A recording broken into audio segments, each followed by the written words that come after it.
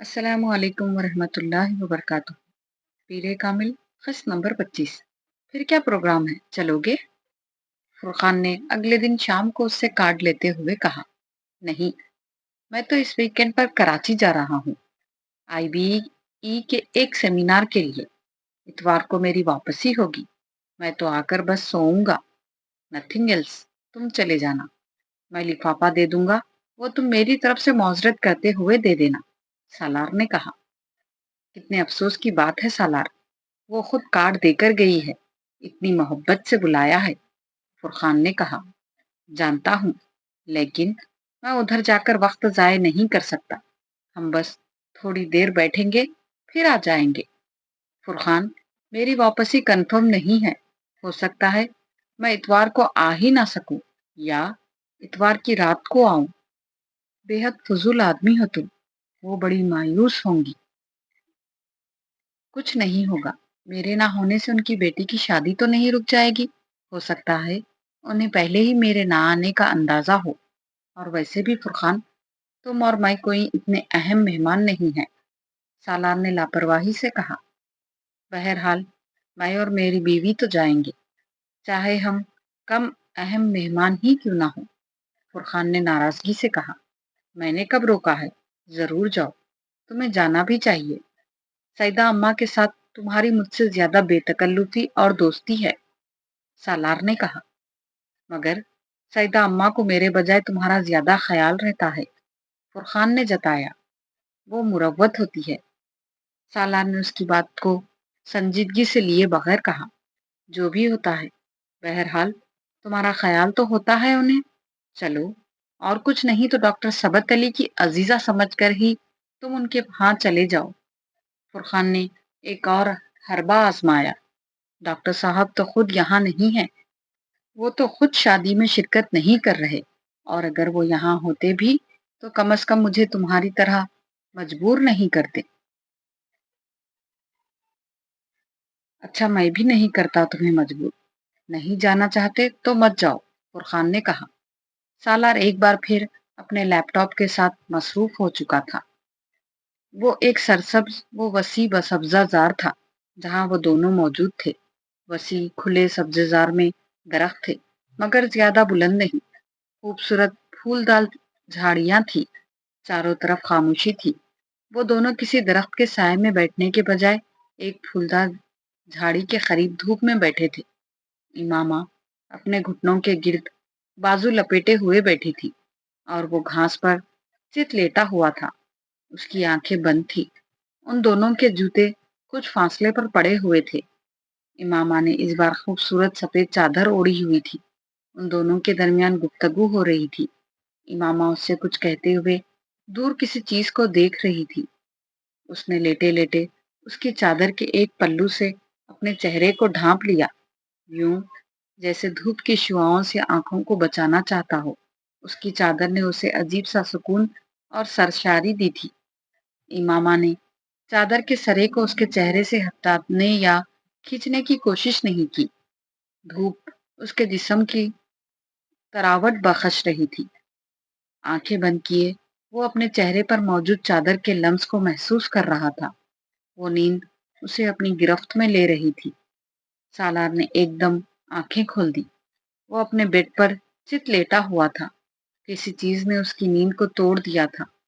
वो आंखें खोले कुछ देर बेयकीनी से अपने इर्द गिर्द के माहौल को देखता रहा। ये वो जगह नहीं थी जहां उसे होना चाहिए था। एक और ख्वाब, एक और एलोविजन। उसने आंखें बंद कर ली और तब उसको उस मोबाइल फोन की आवाज ने मुतवज्जे किया, जो मुसलसल उसके सरहाने बज रहा था। ये फोन ही था जो उसे उस ख्वाब से बाहर ले आया था। खतरे झंझलाते हुए लेटे लेटे हाथ बढ़ाकर उसने मोबाइल उठाया। दूसरी तरफ फुरखान था। कहाँ थे सालार? कब से फोन कर रहा हूँ, अटेंड क्यों नहीं कर रहे थे? फुरखान ने उसकी आवाज सुनते ही कहा। मैं सो रहा था, सालार ने कहा और उठकर बेड पर बैठ गया। उसकी नजर अब पहली बार घड़ी पर पड़ी, जो 4 बजा रही थी। तुम फौरन सईदा अम्मा के यहाँ चले आओ, दूसरी तरफ से फुरखान ने कहा। क्यों? मैंने तुम्हें बताया था मैं तो। फुरखान ने उसकी बात काट दी। मैं जानता हूँ, तुमने मुझे बताया था, मगर यहाँ कुछ इमरजेंसी हो गई है। कैसी इमरजेंसी? सालार को तशवीश हुई। तुम यहाँ आओगे तो पता चल जाएगा। तुम फौरन यहाँ पहुंचो। मैं फोन बंद कर रहा हूँ। फुरखान ने फोन बंद कर दिया। सालार कुछ परेशानी के आलम में फोन को देखता रहा। फुरखान की आवाज से उसे अंदाजा हो गया था कि वो परेशान था, मगर सैदा अम्मा के यहाँ परेशानी की नीयत क्या हो सकती थी?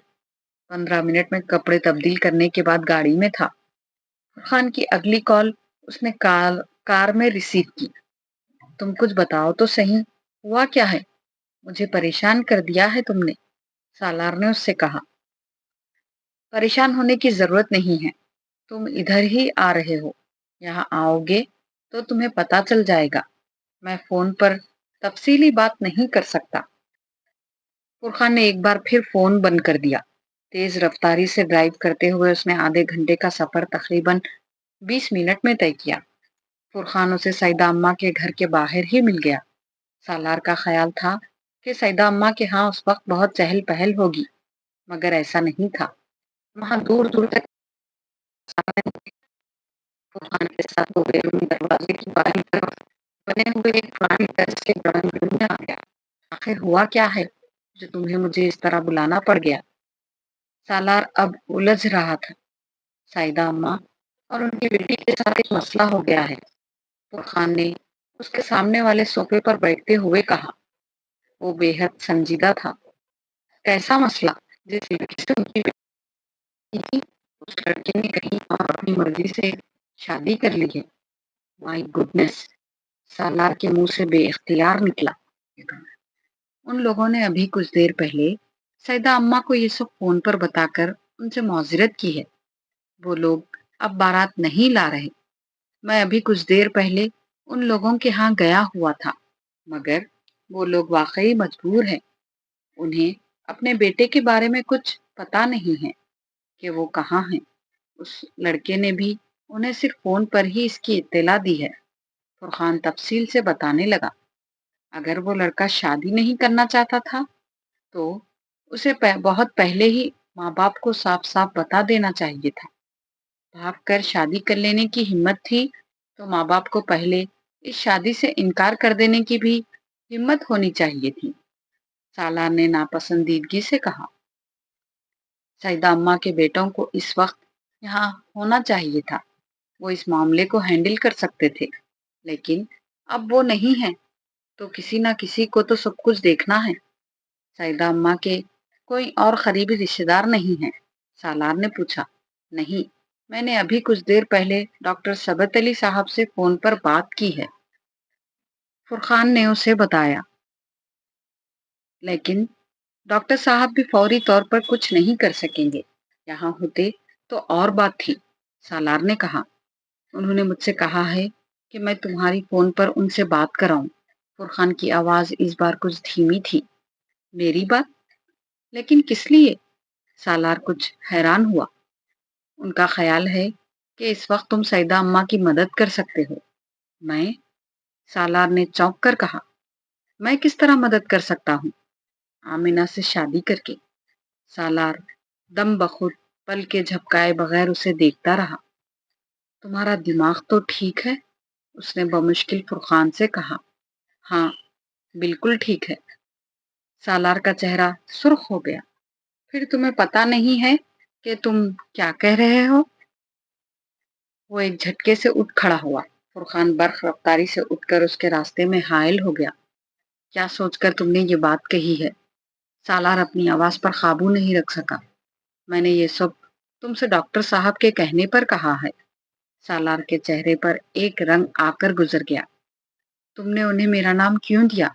मैंने नहीं दिया सालार, उन्होंने खुद तुम्हारा नाम लिया है। उन्होंने मुझसे कहा था कि मैं तुमसे दरख्वास्त करूं कि मैं इस वक्त सईदा अम्मा की बेटी से शादी करके उसकी मदद करूं। किसी ने सालार के पैरों के नीचे से जमीन खींची थी या सर से आसमान, उसे अंदाजा नहीं हुआ। वो पलटकर वापस सोफे पर बैठ गया। मैं शादीशुदा हूँ फुरखान।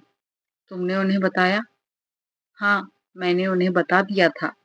کہ تم نے کئی سال پہلے ایک لڑکی سے نکاح کیا تھا، مگر پھر وہ لڑکی تمہیں دوبارہ نہیں ملی، پھر وہ اس کے باوجود بھی چاہتے ہیں کہ تم آمنہ سے شادی کر لو۔ فرقان، میں وہ بات کرتے کرتے رک گیا۔ اور امامہ، اس کا کیا ہوگا؟ تمہاری زندگی میں امامہ کہیں نہیں ہے۔ اتنے سالوں میں کون جانتا ہے وہ کہاں ہے بھی کہ نہیں؟ فرقان، سالار نے ترشی سے اس کی بات کاٹی۔ اس بات کو رہنے دو کہ وہ ہے یا نہیں، مجھے صرف یہ بتاؤ کہ اگر کل امامہ آ جاتی ہو تو کیا ہوگا؟ تم یہ بات ڈاکٹر صاحب سے کہو۔ فرقان نے کہا، نہیں، تم یہ سب کچھ سیدہ اماں کو بتاؤ۔ ضروری تو نہیں ہے کہ وہ ایک ایسے شخص کو قبول کر لیتی جس نے کہیں اور شادی کی ہے۔ وہ اگر بارات لے کر آ جاتا تو شاید یہ بھی ہو جاتا۔ مسئلہ تو یہی ہے کہ وہ آمنہ سے دوسری شادی پر بھی تیار نہیں ہے۔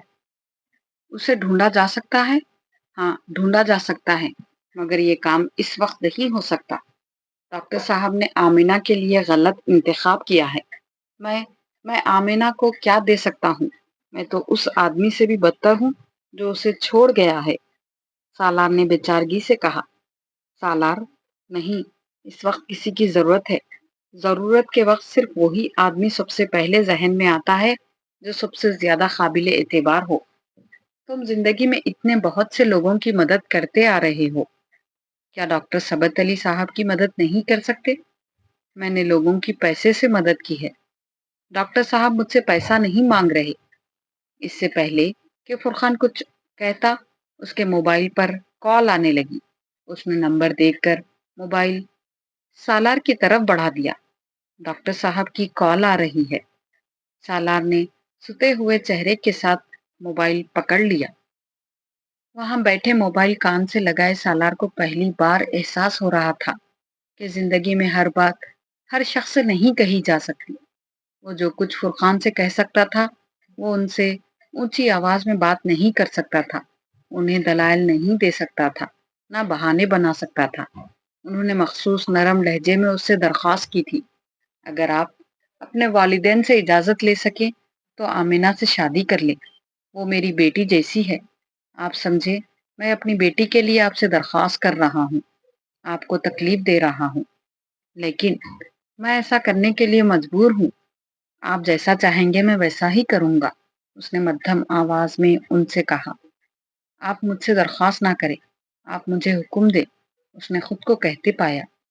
فرقان تقریباً 10 منٹ کے بعد اندر آیا۔ سالار موبائل فون ہاتھ میں پکڑے گمسم فرش پر نظریں جمائے ہوئے تھا۔ ڈاکٹر صاحب سے بات ہو گئی تمہاری؟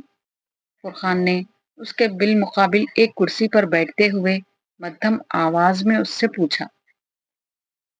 سالار نے سر اٹھا کر اسے دیکھا، پھر کچھ کہے بغیر سینٹر ٹیبل پر اس کا موبائل رکھ دیا۔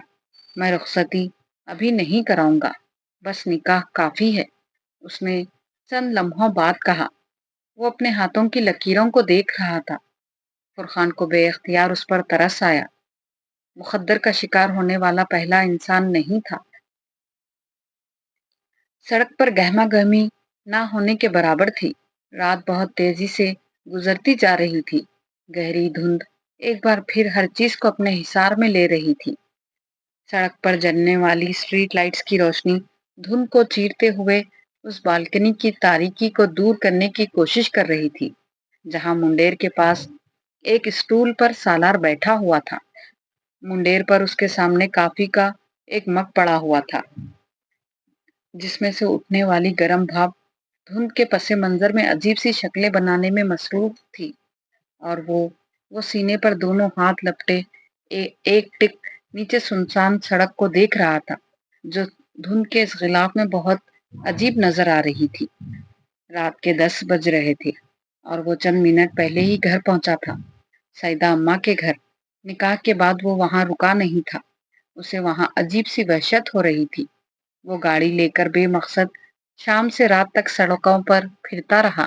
اس کا موبائل آف تھا، وہ بیرونی دنیا سے اس وقت کوئی رابطہ نہیں کرنا چاہتا تھا۔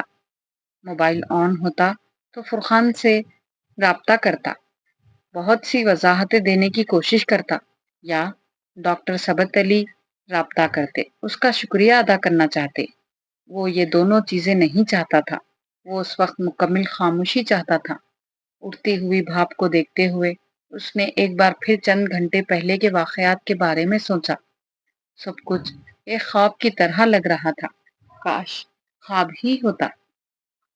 उसे वहां बैठे कई माह पहले हरम पाक में मांगी जाने वाली दुआ याद आई। तो क्या उसे अपनी जिंदगी से निकाल देने का फैसला हुआ है? उसने तकलीफ से सोचा। तो फिर ये अजियत भी तो खत्म होनी चाहिए। मैंने इस अजियत से रिहाई भी तो मांगी थी। मैंने उसकी यादों से फरार भी तो चाहा था। उसने मुंडेर पर रखा गर्म कॉफी का कप अपने सर्द हाथों में थाम लिया। तो इमामा हाशिम, बिल आखिर तुम मेरी जिंदगी से हमेशा हमेशा के लिए निकल गई। उसने कॉफी की तलखी अपने अंदर उतारी। और अब क्या मैं पछताऊं कि काश मैं कभी सईदा अम्मा को इस सड़क पर ना देख पाता, या मैं उनको लिफ्ट ना देता, उनका घर मिल जाता और मैं उन्हें वहां ड्रॉप करके आ जाता, उनको अपने घर ना लाता, ना रवाबित बढ़ते, ना वो इस शादी पर मुझे बुलाती, या फिर काश मैं आज कराची में ही ना होता, यहाँ होता ही नहीं, या मैं मोबाइल ऑफ करके सोता, फोन का रिसीवर रख देता, फुरखान की कॉल रिसीव ही ना करता, या फिर काश मैं डॉक्टर सबत अली को ना जानता होता कि उनके कहने पर मुझे मजबूर ना होना पड़ता, या फिर शायद मुझे ये तस्लीम कर लेना चाहिए कि इमामा मेरे लिए नहीं है। उसने कॉफी का मग दोबारा मुंडेर पर रख दिया। उसने दोनों हाथ अपने चेहरे पर फेरे। फिर जैसे कोई ख्याल आने पर अपना वॉलेट निकाल लिया। वॉलेट की जेब से उसने एक तयशुदा कागज निकाल कर खोल लिया। डियर सिकंदर अक्कल, मुझे आपके बेटे की मौत के बारे में जानकर बहुत अफसोस हुआ। मेरी वजह से आप लोगों को चंद साल बहुत परेशानी का सामना करना पड़ा। मैं उसके लिए माजिरत खां हूँ। मुझे सालार को कुछ रकम अदा करनी थी, वो मैं आपको भिजवा रही हूँ। खुदा हाफिज, इमामा हाशिम। उसने 9 माह में कितनी बार इस कागज को पढ़ा था, उसे याद नहीं था। इस कागज को छूते हुए उसे उस कागज में इमामा का लम्स महसूस होता था, उसके हाथ से लिखा हुआ अपना नाम। कागज पर तहरीर उन चंद जुमलों में उसके लिए कोई अपनायत नहीं थी।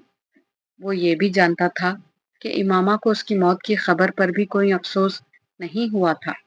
वो खबर उसके लिए 2.5 साल बाद रिहाई का पैगाम बनकर आई थी। उसे कैसे अफसोस हो सकता है?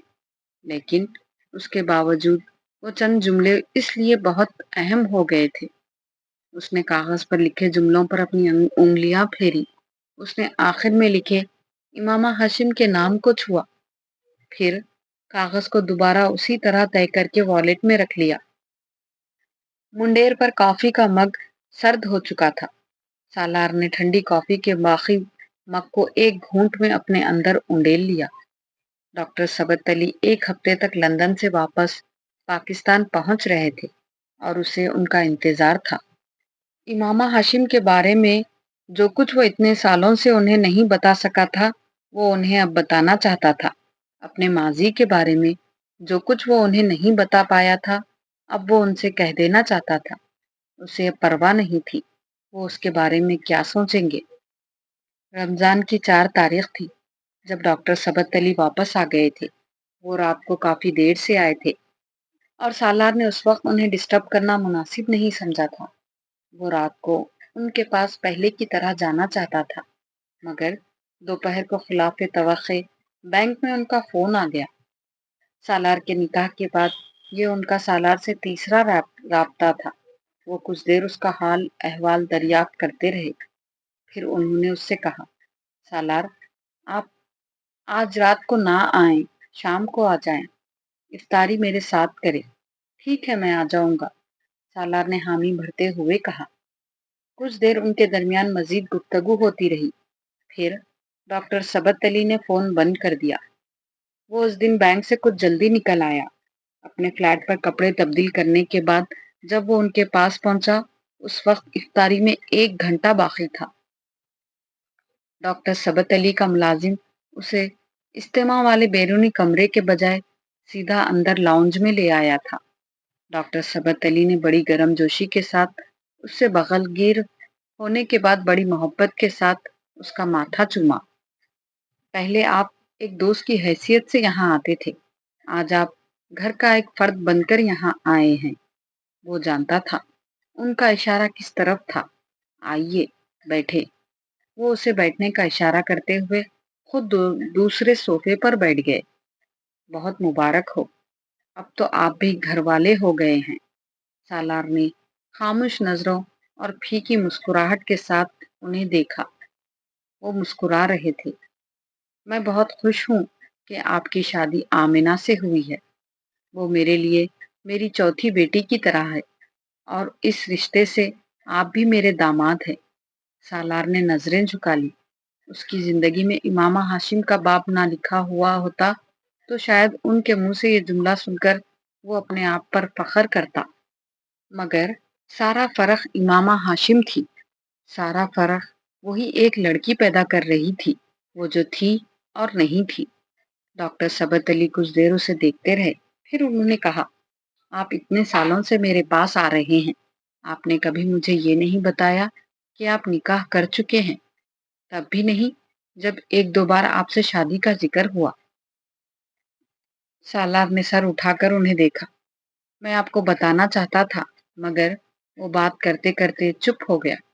سب کچھ اتنا عجیب تھا کہ میں آپ کو کیا بتاتا، اس نے دل میں کہا۔ کب ہوا تھا آپ کا نکاح؟ ڈاکٹر ثبت علی دھیمے لہجے میں پوچھ رہے تھے۔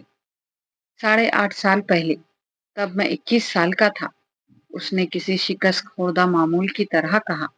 پھر وہ آہستہ آہستہ انہیں سب کچھ بتاتا گیا۔ ڈاکٹر ثبت علی نے ایک بار بھی اسے نہیں ٹوکا تھا۔ اس کے خاموش ہونے کے بعد بھی بہت دیر تک وہ چپ رہے تھے۔ بہت دیر بعد انہوں نے اس سے کہا تھا، آمینہ بہت اچھی لڑکی ہے اور وہ خوش قسمت ہے کہ اسے ایک صالح مرد ملا ہے۔ ان کی بات سالار کو ایک چابک کی طرح لگی۔ صالح؟ میں صالح مرد نہیں ہوں ڈاکٹر صاحب، میں تو اسفل السافلین ہوں۔ آپ مجھے جانتے ہوتے تو میرے لیے کبھی یہ لفظ استعمال نہ کرتے، نہ اس لڑکی کے لیے میرا انتخاب کرتے جسے آپ اپنی بیٹی کی طرح سمجھتے ہیں۔ ہم سب اپنی زندگی کے کسی نہ کسی مرحلے پر زمانے جاہلیت سے ضرور گزرتے ہیں۔ بعض گزر جاتے ہیں، بعض ساری زندگی اسی زمانے میں گزار دیتے ہیں۔ آپ اس میں سے گزر چکے ہیں۔ آپ کا پچھتاوا بتا رہا ہے کہ آپ گزر چکے ہیں۔ میں آپ کو پچھتاوے سے روکوں گا نہیں۔ توبہ اور دعا سے آپ پر فرض ہے کہ آپ اپنی ساری زندگی یہ کریں، مگر اس کے ساتھ ساتھ یہ شکر بھی ادا کریں کہ آپ نفس کی تمام بیماریوں سے چھٹکارا پا چکے ہیں۔ اگر دنیا آپ کو اپنی طرف نہیں کھینچتی، اگر اللہ کے خوف سے آپ کی آنکھ میں آنسو آ جاتے ہیں، اگر دوزخ کا تصور آپ کو ڈراتا ہے، اگر آپ اللہ کی عبادت اس طرح کرتے ہیں جس طرح کرنی چاہیے، اگر نیکی آپ کو اپنی طرف راغب کرتی ہے اور برائی سے آپ رک جاتے ہیں، تو پھر آپ صالح ہیں۔ کچھ صالح ہوتے ہیں، کچھ صالح بنتے ہیں۔ صالح ہونا خوش قسمتی کی بات ہے، صالح بننا دو دھاری تلوار پر چلنے کے برابر ہے۔ اس میں زیادہ وقت لگتا ہے، اس میں زیادہ تکلیف سہنی پڑتی ہے۔ میں اب بھی یہی کہتا ہوں کہ آپ صالح ہیں، کیونکہ آپ صالح بنے ہیں۔ اللہ آپ سے بڑے کام لے گا۔ سالار کی آنکھوں میں نمی آ گئی۔ انہوں نے ایک بار پھر امامہ ہاشم کے بارے میں کچھ نہیں پوچھا تھا، کچھ نہیں کہا تھا۔ کیا اس کا مطلب تھا کہ وہ ہمیشہ کے لیے اس کی زندگی سے نکل گئی؟ کیا اس کا مطلب تھا کہ وہ آئندہ بھی کبھی اس کی زندگی میں نہیں آئے گی؟ اسے اپنی زندگی آمینہ کے ساتھ ہی گزارنی پڑے گی۔ اس کا دل ڈوبا۔ وہ ڈاکٹر صاحب کے منہ سے امامہ کے حوالے سے کوئی تسلی، کوئی دلاسا، کوئی امید چاہتا تھا۔ ڈاکٹر صاحب خاموش تھے۔ وہ چپ چاپ انہیں دیکھتا رہا۔ میں آپ کے لیے اور آمینہ کے لیے بہت دعا کروں گا، بلکہ میں بہت دعا کر کے آیا ہوں۔ خانہ کعبہ میں روضہ رسول صلی اللہ علیہ وسلم پر، وہ لندن سے واپسی پر عمرہ کر کے آئے تھے۔ سالار نے سر جھکا لیا۔ دور اذان کی آواز آ رہی تھی۔ ملازم افطاری کے لیے میز تیار کر رہا تھا۔ اس نے بوجھل دل کے ساتھ ڈاکٹر ثبت علی کے ساتھ بیٹھ کر روزہ افطار کیا۔ پھر وہ ڈاکٹر ثبت علی نماز پڑھنے کے لیے قریبی مسجد میں چلے گئے۔ وہاں سے واپسی پر اس نے ڈاکٹر ثبت علی کے ہاں کھانا کھایا اور پھر اپنے فلیٹ پر واپس آ گیا۔ کل میرے ساتھ سعیدہ اماں کے ہاں چل سکتے ہو؟ اس نے ڈاکٹر ثبت علی کے گھر سے واپسی کے بعد 10 بجے کے قریب فرقان کو فون کیا۔ فرقان ہاسپٹل میں تھا، اس کی نائٹ ڈیوٹی تھی۔ ہاں، کیوں نہیں، کوئی خاص کام ہے؟ میں آمینہ سے کچھ باتیں کرنا چاہتا ہوں۔ فرقان کچھ دیر بول نہیں سکا۔ سالار کا لہجہ بہت ہموار تھا، وہاں کسی تلخی کے کوئی آثار نہیں تھے۔ کیسی باتیں؟ کوئی تشویشناک بات نہیں ہے؟ سالار نے جیسے اسے تسلی دی۔ پھر بھی فرقان نے اصرار کیا۔ تم پھر امامہ کے بارے میں بات کرنا چاہتے ہو؟ تم پہلے مجھے یہ بتاؤ کہ میرے ساتھ چلو گے؟ سالار نے اس کی بات کا جواب دینے کے بجائے پوچھا۔ ہاں چلوں گا۔ تو پھر میں تمہیں کل ہی بتاؤں گا کہ مجھے اس سے کیا بات کرنی ہے۔ اس سے پہلے کہ فرقان کچھ کہتا، فون بند ہو گیا۔ تم اس سے امامہ کے بارے میں بات کرنا چاہتے ہو؟ فرقان نے گاڑی ڈرائیو کرتے ہوئے سالار سے پوچھا۔ نہیں، صرف امامہ کے بارے میں نہیں، اور بھی بہت سی باتیں ہیں جو میں کہنا چاہتا ہوں۔ فار گاڈ سیک سالار، گڑے مردے اکھاڑنے کی کوشش مت کرو، فرقان نے ناراضگی سے کہا۔ اس کو میری ترجیحات اور مقاصد کا پتہ ہونا چاہیے، اب اسے ساری زندگی گزارنی ہے میرے ساتھ۔ سالار نے اس کی ناراضگی کی پرواہ کیے بغیر کہا۔ پتہ چل جائے گا اسے، سمجھدار لڑکی ہے وہ، اور اگر کچھ بتانا ہی ہے تو گھر لا کر بتانا، وہاں پینڈورا باکس کھول کر مت بیٹھنا۔ گھر لا کر بتانے کا کیا فائدہ جب اس کے پاس واپسی کا کوئی راستہ ہی نہ ہو؟ میں چاہتا ہوں وہ میری باتوں کو سنے، سمجھے، سوچے اور پھر کوئی فیصلہ کرے۔ اب کوئی فیصلہ نہیں کر سکتی وہ، تمہارا اور اس کا نکاح ہو چکا ہے، رخصتی تو نہیں ہوئی۔ اس سے کیا فرق پڑتا ہے؟ کیوں نہیں پڑتا؟ اگر اس کو میری بات پر اعتراض ہوا تو وہ اس رشتے کے بارے میں نظر ثانی کر سکتی ہے، سالار نے سنجیدگی سے کہا۔ فرقان نے چپتی ہوئی نظروں سے اسے دیکھا۔ اور اس نظر ثانی کے لیے تم کس طرح کے حقائق اور دلائل پیش کرنے والے ہو اس کے سامنے؟ میں اسے صرف چند باتیں بتانا چاہتا ہوں جس کا جاننا اس کے لیے ضروری ہے، سالار نے دو ٹوک انداز میں کہا۔ وہ ڈاکٹر ثبت علی کی رشتہ دار ہے، میں اس حوالے سے اس کی بہت عزت کرتا ہوں۔ ڈاکٹر صاحب نے مجھ سے نہیں کہا ہوتا تو یہ رشتہ قائم بھی نہ ہوتا، لیکن میں، فرقان نے اس کی بات کاٹ دی۔ ٹھیک ہے، تم کو اس سے جو کہنا ہے کہہ لینا، لیکن امامہ کے ذکر کو ذرا کم ہی رکھنا، کیونکہ وہ اگر کسی بات سے ہرٹ ہوئی تو وہ یہی بات ہوگی، باقی چیزوں کی پرواہ وہ شاید نہ کرے۔ آفٹر آل دوسری بیوی ہونا یا کہلانا آسان نہیں ہوتا۔ فرقان نے اسے سمجھانے کی کوشش کی، اور میں چاہتا ہوں وہ یہ بات محسوس کرے، سوچے اس کے بارے میں، ابھی تو کچھ بھی نہیں بگڑا۔ تم کہتے ہو وہ خوبصورت ہے، پڑھی لکھی ہے، اچھی فیملی سے تعلق ہے اس کا۔ فرقان نے ایک بار پھر اس کی بات کاٹی۔ ختم کرو اس موضوع کو سالار، تم کو اس سے جو کچھ کہنا ہے، اسے جو سمجھانا ہے جا کے کہہ لینا، میں اس سے اکیلے میں بات کرنا چاہتا ہوں، سالار نے کہا۔ میں سعیدہ اماں سے کہہ دوں گا، وہ تمہیں اکیلے میں اس سے بات کرا دیں گی، فرقان نے اس کی بات پر سر ہلاتے ہوئے کہا۔ وہ آدھے گھنٹے میں سعیدہ اماں کے ہاں پہنچ گئے۔ دروازہ سعیدہ اماں نے ہی کھولا تھا، اور سالار اور فرقان کو دیکھ کر وہ جیسے خوشی سے بے حال ہو گئی تھی۔ وہ ان دونوں کو اسی بیٹھک نما کمرے میں لے گئی۔ سعیدہ اماں، سالار آمینہ سے تنہائی میں کچھ باتیں کرنا چاہتا ہے، فرقان نے کمرے میں داخل ہوتے ہوئے کہا۔ سعیدہ اماں کچھ الجھی۔ کیسی باتیں؟ وہ اب سالار کی طرف دیکھ رہی تھی، جو خود بھی بیٹھنے کے بجائے فرقان کے ساتھ ہی کھڑا تھا۔ ہے چند باتیں جو وہ اسے کرنا چاہتا ہے، مگر پریشانی والی کوئی بات نہیں، فرقان نے انہیں تسلی دی۔ سعیدہ اماں ایک بار پھر سالار کو دیکھنے لگی۔ اس نے نظریں چرا لی۔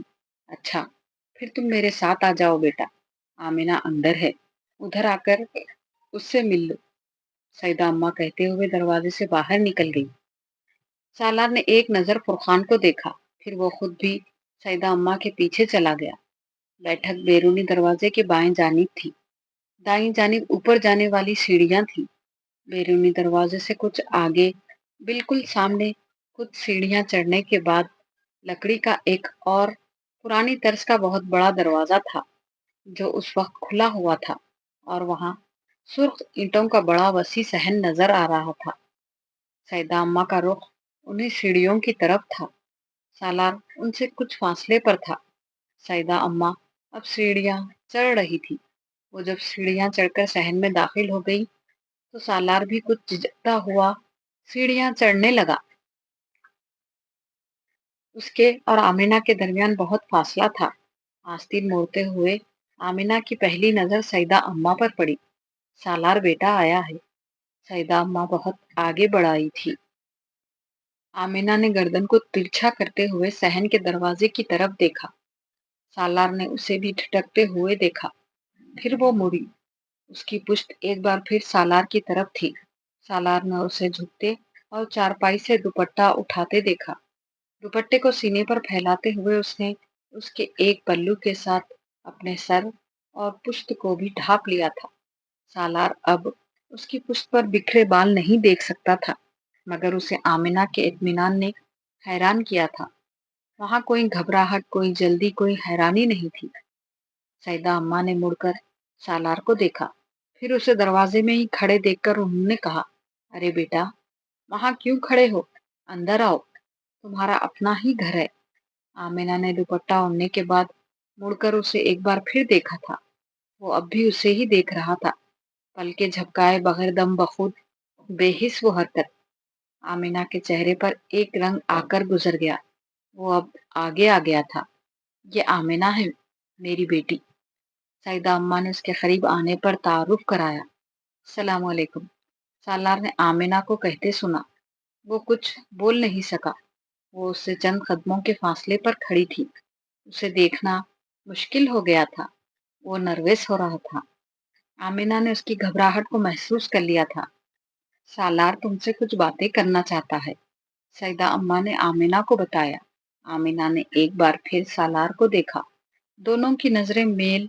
दोनों ने बैक वक्त नजरें चुराई। आमिना ने सईदा अम्मा को देखा और सालार ने आमिना की कलाइयों तक मेहंदी के नक्शो निगार से भरे हाथों को। एकदम से उसे लगा कि वो उस लड़की से कुछ नहीं कह सकता। सालार बेटा, अंदर कमरे में चलते हैं, वहां तुम इत्मीनान से आमिना से बात कर लेना। सईदा अम्मा ने एक बार फिर सालार को मुखातिब किया। सईदा अम्मा कहते हुए अंदर बरामदे की तरफ बढ़ी। सालार ने आमिना को सर झुकाए उनकी पैरवी करते देखा। वो वहीं खड़ा उसे अंदर जाता देखता रहा। सईदा अम्मा कमरे का दरवाजा खोलकर अंदर दाखिल हो गई। आमिना ने दरवाजे के पास पहुंचकर मुड़ते मुड़ते उसे देखा। सालार ने बर्फ रफ्तारी से नजरें झुका ली। आमिना ने मुड़कर उसे देखा। फिर शायद वो हैरान हुई, सालार अंदर क्यों नहीं आ रहा था। सालार ने उसकी तरफ देखे बगैर सर झुकाए कदम आगे बढ़ा दिए। आमिना कुछ मुतमईन होकर मुड़कर कमरे में दाखिल हुई। सालार जब कमरे में दाखिल हुआ तो सईदा अम्मा पहले ही एक कुर्सी पर बैठ चुकी थी। आमिना लाइट ऑन कर रही थी। सालार को धूप से अंदर आकर खुनकी का एहसास हुआ। बैठो बेटा, सईदा अम्मा ने एक कुर्सी की तरफ इशारा करते हुए उससे कहा। सालार कुर्सी पर बैठ गया। आमिना लाइट ऑन करने के बाद उससे कुछ फासले पर उनके बिलमुकाबिल एक काउच पर बैठ गई। सालार मुंतजिर था कि सईदा अम्मा चंद लम्हों में वहां से उठकर चली जाएंगी। फुरखान ने वाज़ेह तौर पर उन्हें बताया था कि वो उससे तन्हाई में बात करना चाहता था, मगर चंद लम्हों के बाद सालार को अंदाजा हो गया कि उसका ये इंतजार बेकार था। वो शायद ये भूल गई थी कि सालार तन्हाई में आमिना से मिलना चाहता था, या फिर उनका ये ख्याल था कि वो तन्हाई से फुरखान की अदम मौजूदगी के लिए थी। सालार ने उन्हें इसमें शामिल नहीं किया होगा, या फिर वो अभी सालार को इतना काबिल एतबार नहीं समझती थी कि अपनी बेटी के साथ उसे अकेला छोड़ देती। सालार को आखिरी अंदाजा सही लगा। वो उससे जो कुछ और जितना कुछ कहना चाहता था, सईदा अम्मा के सामने नहीं कहना चाहता था। वो कह ही नहीं सकता था। उसने अपने जहन को खंगालने की कोशिश की। उसे कुछ तो कहना ही था। वो कुछ नहीं ढूंढ सका। उसका जहन खाली था। نیم تاریخ خنک کمرے میں بالکل خاموشی تھی۔ وہ اب دونوں ہاتھوں کی انگلیاں ایک دوسرے میں پھنسائے فرش پر نظریں جمائے ہوئے تھا۔ آمینہ نے کمرے میں کوئی فینسی لائٹ روشن کی تھی۔ اونچی دیواروں والا فرنیچر سے بھرا ہوا وہ وسیع عریض کمرہ شاید سٹنگ روم کے طور پر استعمال ہوتا تھا۔ اس میں بہت زیادہ دروازے تھے اور تمام دروازے بند تھے۔ کمرے میں موجود واحد کھڑکی برآمدے میں کھلتی تھی اور اس کے آگے پردے تھے۔ فرش کو بھاری بھرکم میرون نقش و نگار کے قالین سے ڈھکا گیا تھا اور فینسی لائٹ کمرے کو پوری طرح روشن کرنے میں ناکام ہو رہی تھی۔ کم از کم کمرے میں سالار کو تاریکی ہی محسوس ہو رہی تھی۔ شاید یہ اس کے احساسات تھے یا پھر مجھے اپنے آپٹیشین سے آج ضرور ملنا چاہیے۔ خرید کے ساتھ ساتھ شاید میری دور کی نظر بھی کمزور ہو گئی ہے، سالار نے مایوسی سے سوچا۔ سینٹر ٹیبل کے دوسری طرف بیٹھی آمینہ کو وہ دیکھ نہیں پا رہا تھا۔ اس نے ایک بار پھر نظر قالین پر جما دی، پھر اس نے ایک دم آمینہ کو اٹھتے دیکھا۔ وہ دیوار کے پاس جا کر کچھ اور لائٹس آن کر رہی تھی۔ کمرہ ٹیوب لائٹ کی روشنی میں جگمگا اٹھا۔ فینسی لائٹ بند ہو گئی۔ سالار حیران ہوا۔ آمینہ نے پہلے ٹیوب لائٹ آن کیوں نہیں کی تھی؟ پھر اچانک اسے احساس ہوا وہ بھی نروس تھی۔ آمینہ دوبارہ پھر اس کے سامنے کاؤچ پر آ کر نہیں بیٹھی۔ وہ اس سے کچھ فاصلے پر سیدہ اماں کے پاس ایک کرسی پر بیٹھ گئی۔ سالار نے اس بار اسے دیکھنے کی کوشش نہیں کی۔ وہ اسی طرح قالین کو گھورتا رہا۔ سیدہ اماں کا صبر بالآخر جواب دے گیا۔ کچھ دیر بعد انہوں نے کھنکار کر سالار کو متوجہ کیا۔ کرو بیٹا وہ باتیں جو تم نے آمینہ سے تنہائی میں کرنی تھی۔ انہوں نے سالار کو بڑے پیار سے یاد دلایا۔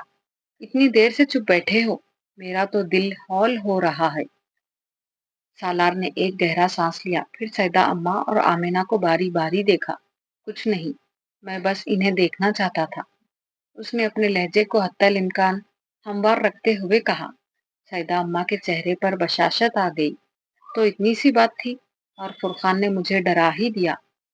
ہاں ہاں ضرور دیکھو، کیوں نہیں، بیوی ہے تمہاری۔ وہ اٹھ کر کھڑا ہو گیا۔ آپ ان سے کہہ دے کہ سامان پیک کر لے، میں باہر انتظار کرتا ہوں۔ وہ دروازے کی طرف بڑھتا ہوا سیدہ اماں سے بولا۔ آمینہ نے چونک کر اسے دیکھا۔ سیدہ اماں بھی حیرانی سے اسے دیکھ رہی تھی۔ مگر بیٹا تم تو صرف کچھ باتیں کرنا چاہتے تھے اس سے، پھر رخصتی؟ میرا مطلب ہے میں چاہتی تھی باقاعدہ رخصت کروں اور سالار نے نرمی سے سیدہ کی بات کاٹی۔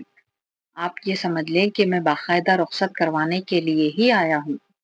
سیدہ اماں کچھ دیر اس کا چہرہ دیکھتی رہی، پھر بولی، ٹھیک ہے بیٹا، تم اگر ایسا چاہتے ہو تو ایسا ہی صحیح، مگر افطار کے لیے رکو، چند گھنٹے ہی باقی ہے، کھانا تو کھا کر جاؤ۔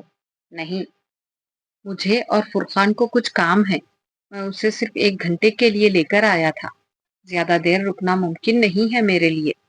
وہ کھڑے کھڑے کہہ رہا تھا، لیکن اماں مجھے تو سامان پیک کرنے میں بہت دیر لگے گی۔